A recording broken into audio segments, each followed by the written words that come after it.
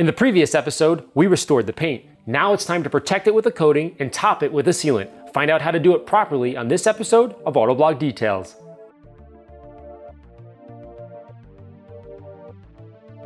To compound and polish your paint, the abrasive needs to be pushed into the surface of the clear coat to work. By default, polish is jammed into every pore of the paint's surface and is not typically removed with a microfiber towel alone. To fully clean these pores, a mixture of 50% water to 50% household isopropyl alcohol is used. When adding a coating or a sealant, the product needs to adhere to the clear coat to form a bond or to stick. If leftover oily polish remains in these pores, it may cause the protection to not adhere or not work properly. To do this, lightly mist the paint with your mixture and wipe with a dry microfiber towel. Let the car sit for a few minutes to fully evaporate. This is just a precautionary measure that takes no more than 5 minutes to complete. Likewise, giving your paint a quick wash with dish soap would work as well, but it just takes more time. Now with the paint restored and free of oils, prime your foam applicator pad with your coating. Dab the applicator against the foam to release it from the bottle, then squeeze the applicator to evenly spread the liquid.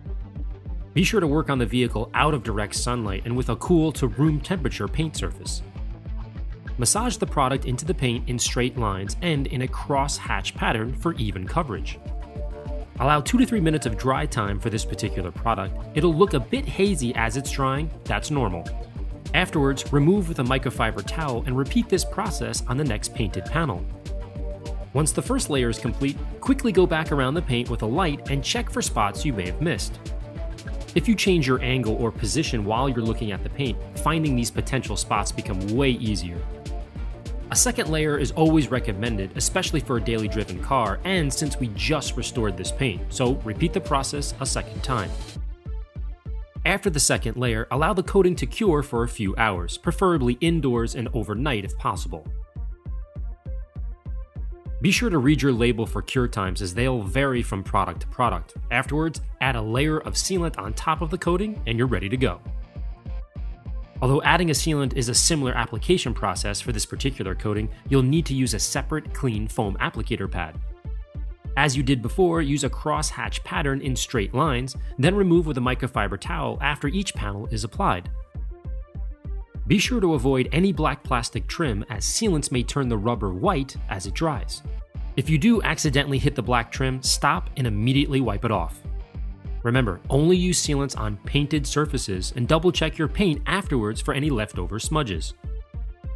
I think of it this way, adding a sealant over your coating is similar to putting a windbreaker over your fleece jacket. It becomes this sacrificial layer that takes the everyday abuse while protecting the bottom layers of coating.